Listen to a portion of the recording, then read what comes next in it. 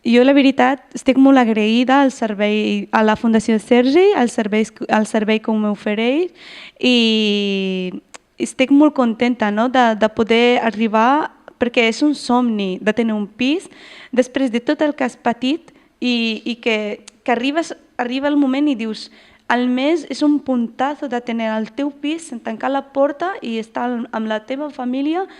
en una tranquil·litat i un espai que ofereix una dignitat, deixa créixer com a persona. És un somni, per mi és un somni, estar en un pis i sentir la seguretat que em sento ara mateix és un somni.